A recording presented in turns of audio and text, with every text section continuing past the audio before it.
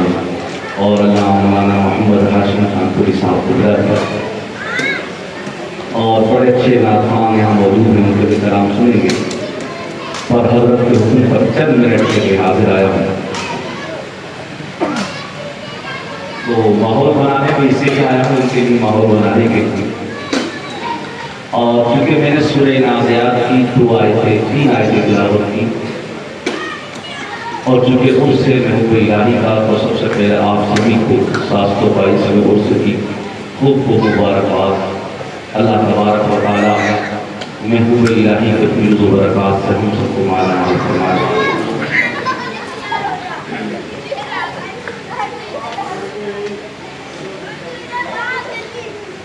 حضور محبوب الہی کی جو ولادت ہے وہ بدایوں شریف کی ہے، اور 16 سال کی عمر میں آپ دہلی تشریف لے آتے ہیں۔ کیوں دہلی تشریف لاتے ہیں؟ جو کتابوں میں لکھا گیا، جو ہم نے بزرگوں سے سنا اور پڑھا، وہ یہی ہے کہ آپ علم شریعت حاصل کرنے کے لیے دہلی تشریف لاتے ہیں۔ آج بھی دہلی میں بہت سارے لوگ علم حاصل کرنے کی غرض سے آتے ہیں، چاہے وہ کسی بھی حیثیت کا علم ہو۔ ہم بھی جامعہ ملیہ اسلامیہ جیسی عظیم یونیورسٹی میں تعلیم لینے آئے، اور چونکہ قرآن بھی کہتا ہے قُلْ هَلْ يَسْتَوِي الَّذِينَ يَعْلَمُونَ وَالَّذِينَ لَا يَعْلَمُونَ، حدیث پاک بھی کہتی ہے طلب العلم فریضۃ علی کل مسلم و مسلمہ۔ تو علم حاصل کرنا ہر مسلمان پر ضروری بھی ہے، اور جس فیلڈ میں وہ ہو اس فیلڈ کا اسے علم حاصل کرنا بے انتہا ضروری ہے۔ اب ظاہر سی بات ہے، محبوب الہی نے بدایوں چھوڑا علم حاصل کرنے کے لیے۔ آپ نے یہاں علم حاصل کیا، کئی سال آپ نے اپنے اساتذہ کے آگے ذہن و ادب بھی کیا، اور آپ نے ان سے کتابیں پڑھی، یعنی علم شریعت سے خود کو آراستہ کر رہے،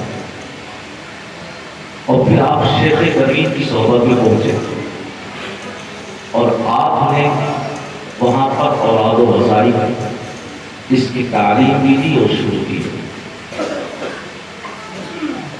ایک دفعہ حضرت محبوب الہی نے پوچھا اپنے شیخ سے کہ جو میں تعلیم حاصل کر رہا ہوں، لے رہا ہوں، کیا چھوڑ دوں؟ تو شیخ کبیر نے کہا کہ ہم کسی کی تعلیم کو چھڑواتے ہیں، وہ بھی لیتے رہو، اور چونکہ راہ سلوک پر ہو، راہ طریقت کی طرف ہو، اور اوراد و وظائف کر رہے ہو، تو یہ بھی کرتے ہیں۔ اور پھر انہوں نے ایک کتاب دی، یعنی کچھ کتابیں ہم سے بھی پڑھو۔ ایک کتاب جس کا نام آتا عوارض المعارف، جو شیخ شہاب الدین سہروردی رحمۃ اللہ علیہ کی لکھی ہوئی کتاب ہے، وہ پڑھانا بھی شروع کی، اس کے کئی چیپٹر پڑھی گئی۔ پھر کچھ دیر کے بعد چونکہ محبوب الہی کا سوال کیا تھا کہ تعلیم موقوف کر دی جائے، ختم کر دی جائے، اور اوراد و وظائف بھی میں لگا جائے، تو کیا فرمایا شیخ کبیر نے کہ ہم تعلیم نہیں چھڑواتے، تعلیم بھی لگی رہو اور اس کو بھی کرو۔ پھر فرمایا کہ درویشوں کے لیے تھوڑی علم شریعت بھی ضروری ہے، درویشوں کے لیے تھوڑا علم بھی ضروری ہے۔ یہی سے بتانا یہ مقصود ہے کہ تھوڑا علم جو ہے یہ وہ والا تھوڑا نہیں ہے جو آج کل تھوڑا ہوتا ہے۔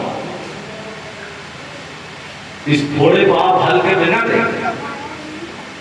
اس تھوڑے سے کیا مطلب ہے، اس کو سمجھیے۔ آپ نے قرآن مجید کا ایک واقعہ سنا ہوگا، حضرت سلیمان علیہ السلام نے جب بلقیس کے تخت کے بارے میں کہا کہ کون ہے ایسا اپنے درباریوں سے کہ جو اسے جلدی لے آئے، تو قال عفریت من الجن انا آتیک به قبل ان تقوم من مقامک۔ ایک خبیث دن کھڑا ہوا اور اس نے کہا کہ میں اسے جو ہے مجلس برخاست ہونے سے پہلے جاؤں۔ حضرت سلیمان علیہ السلام نے کہا مجھے اور جلدی چاہیے، تو پھر کیا کہا گیا؟ قال الذی عنده علم من الکتاب انا آتیک بہ قبل ان یرتد الیک، کہ اس دربار میں ایک ایسا انسان بھی تھا جو ظہور کا تھوڑا علم تھا، اس کے پاس ظہور کا علم تھا، ایسا علم تھا کہا کہ قبل ان یرتد الیک پلک جھپک جائیں گے اور وقت حاضر ہو جائے گا۔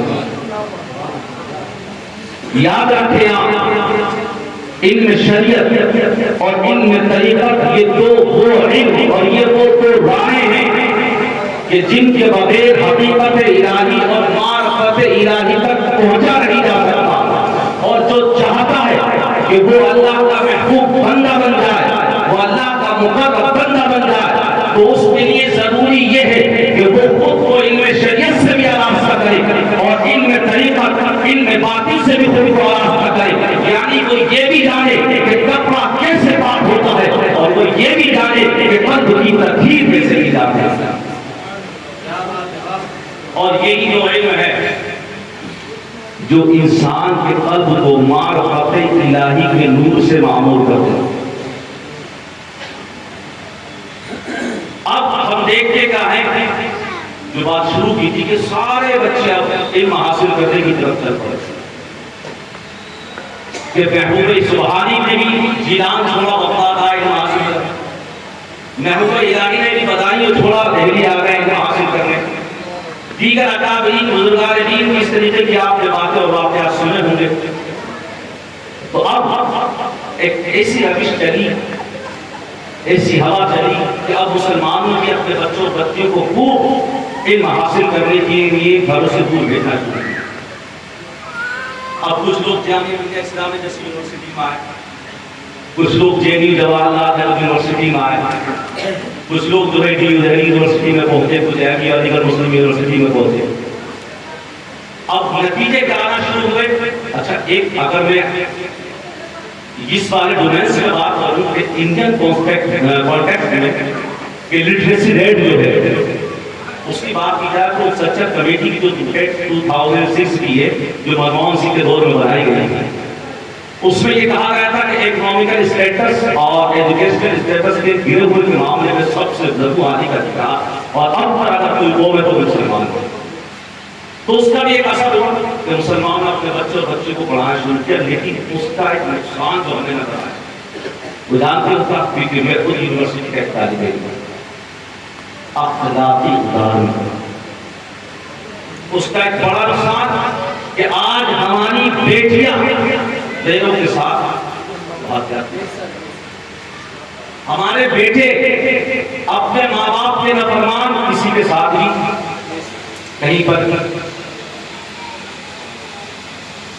کیونکہ اس بات کو ذہن میں بٹھانے کے لیے کہ اگر تم ایجوکیشن لینے جا رہے ہو، تم علم حاصل کرنے جا رہے ہو، تو محبوب الہی ہو یا محبوب سبحانی یا کوئی بھی بزرگ ہو، تو صرف ان کی زندگی کا یہ رخ نہ دیکھا جائے کہ انہوں نے خود کو علم شریعت سے آراستہ کیا یا علم طریقت سے آراستہ کیا، بلکہ ان کی زندگی کے اس رخ کو بھی دیکھا جائے کہ جس طرح وہ علم شریعت حاصل کرنے کے لیے کسی استاد کی صحبت میں رہتے ہیں، تو وہی خود کی قلب کی ترجیح کے لیے، نفس کی پاکیزگی کے لیے وہ کسی نہ کسی اللہ والے کی صحبت میں رہتا ہے۔ سبحان اللہ، سبحان اللہ،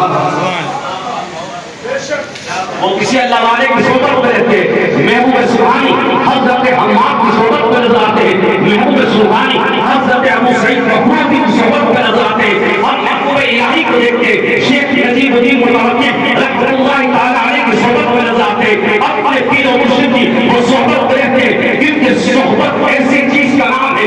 اللہ فرماتا ہے یا ایھا الذین آمنوا اتقوا اللہ وکونوا مع الصادقین، اے ایمان والو اللہ سے ڈرو، سچوں کی معیت میں آ جاؤ، ان کی صحبت میں رہو۔ اتقوا اللہ کی ایک تفسیر تو یہ ہے کہ اللہ سے ڈرا جائے، یعنی پرہیزگاری کو اختیار کیا جائے، اعمال صالحات کیے جائے۔ اعمال صالحات تبھی کر پاؤ گے جب علم شریعت کو جاننے والے ہوں گے۔ معلوم ہوگا اتقوا اللہ کی تفسیر یہ بھی نکلتی ہے کہ علم شریعت سے خود کو آراستہ کیا جائے، اور قوموں مع الصادقین کی ایک تفسیر تو یہ نکلتی ہے کہ بزرگوں کی صحبت میں رہا جائے۔ اصل خدا یہ معیت، یہ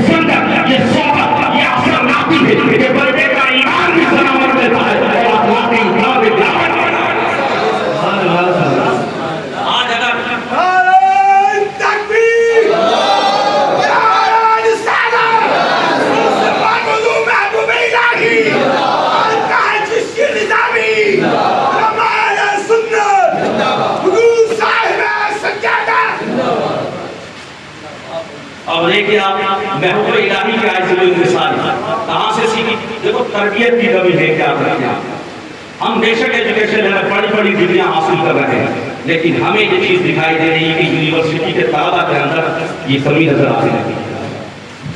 ان کو ضرورت ہے محبوب الہی کے دیار میں آیا کرے، ان کو ضرورت ہے کسی اچھے بزرگ کی صحبت میں رہا کرے تاکہ وہ ہر اعتبار سے محفوظ رہے۔ اور ایک چیز اور ہے، ان بزرگوں کی زندگی سے ملتا ہے، چاہے محبوب الہی ہو، محبوب سبحانی ہو، خواجہ نصیر الدین چراغ دہلوی ہو یا خواجہ قطب الدین بختیار کاکی، ان کی زندگیوں سے ایک چیز اور ملتا ہے۔ فالتو میں کیا ہے؟ وہ یہ ہے کہ یہ خواہشات نفسانی کو ترک کرتے رکھتے ہیں، اپنے نفس کو کنٹرول کر کے رکھتے ہیں۔ محبوب الہی کئی دن تک روزے سے رہتے ہیں، بلکہ ایک دیکھیے آپ واقعہ بڑا مختصر سناتا ہوں۔ شیخ کبیر کی صحبت میں تھا 6 مہینہ پہلے، رمضان کا مہینہ تھا۔ ہوتا کیا ہے کہ وہ کمزوری کے باعث آپ کے شیخ روزہ نہیں رکھ پاتے، ایک خربوزے کی پاس کاٹتے ہیں، محبوب الہی کو دے دیتے ہیں۔ محبوب الہی کا من کرتا ہے کہ شیخ کے ہاتھ سے بھی یہ کھا لی جائے، جبکہ وہ روزے کی حالت میں ہوتے۔ اور کیا کہتے ہیں؟ علم شریعت کا جواب دیکھیے، کیا کہتے ہیں علم شریعت کی روز میں اپنے من میں کہ میں 160 روزے جو ہے کفارے کر دوں گا، فرض روزے کا توڑ دوں گا تو 60 روزے کفارے کے بعد میں رکھ دوں گا۔ یہ علم شریعت کا جواب، علم شریعت نے جواب دیا، لیکن فوراً آپ شیخ کبیر کہتے ہیں دیکھیے تربیت، کہتے نہیں میں کمزور ہوں، میرے لیے جائز ہے یہ کھانا، تمہارے لیے جائز ہے۔ آج ہمارے علاقے میں کوئی پیر آیا ہے کہتا نماز مت پڑھو، خرید کرنے کے بعد سب سے پہلا حکم اس کا یہ، بتائیے آپ کیا کریں گے اس پیر کے ساتھ؟ ایسے جعلی پیروں سے ان کو محفوظ رکھو، یہ شیطان ہے، شیطان انسان کے لباس کے اندر پسند بخدا۔ بزرگوں کی صحبت سے یہ چند باتیں لے کر جاؤ، محبوب الہی کی زندگی سے ملتا ہے۔ علم شریعت حاصل کرنے کے لیے اگر اپنا گاؤں، اپنا دیہات، اپنا شہر، اپنا قريہ چھوڑنا پڑے جو چھوڑ دیا جائے، مگر جس جگہ تعلیم لی جائے وہاں کسی اچھے بزرگ کی صحبت میں رہا جائے، اپنے نفس پر کنٹرول کیا جائے، خواہشات نفسانی کو ترک کیا جائے اور حقوق کی مدد کی جائے۔ کیونکہ آپ کا کام یہ بھی تھا کہ جب آپ اپنے خاندان میں ہوتے تھے تو یہی کہا کرتے تھے اللہ کا دیا ہوا ہے تو اللہ کی مخلوق کو اس کو لکھا بھی دیا جائے۔ الہی کی زندگی یہ ہے، چند چیزیں دیکھیے آپ کے اخلاق کی، اور یہ اخلاق کہاں سے ملیں گے؟ کسی بزرگ کی صحبت سے ملیں گے، کسی اللہ والے کی صحبت سے ملیں گے۔ آپ کے اخلاق کا معاملہ یہ ہے کہ آپ اتنی عاجزی و انکساری سے پیش آتے تھے کہ کوئی بھی آپ سے ملنے آتا اور اگر وہ علم والا ہوتا تو آپ اس کے لیے کھڑے ہو جایا کرتے تھے، اور اگر کوئی علم والا نہیں بھی ہوتا لیکن معزز ہوتا، بادشاہ ہوتا، شریعت کا پابند ہوتا تو کھڑا ہوتے اور کہتے اللہ کے بندوں میں سب سے بڑا وہ ہے جو اپنے آپ کو سب سے چھوٹا سمجھتا ہے۔ اسی طریقے سے سخاوت اور فیاضی کا معاملہ یہ ہے کہ آپ خوب راہ خدا میں مال خرچ کرتے تھے، دسترخوان آپ کا بہت وسیع تھا، بڑا ہو یا چھوٹا، گورا ہو یا کالا، کسی بھی علاقے کا ہو، سب آپ کے دسترخوان پر ہوتے تھے، اور آپ یہ کہا کرتے تھے اللہ کے دیے ہوئے مال میں مخلوق کا حق شامل ہے۔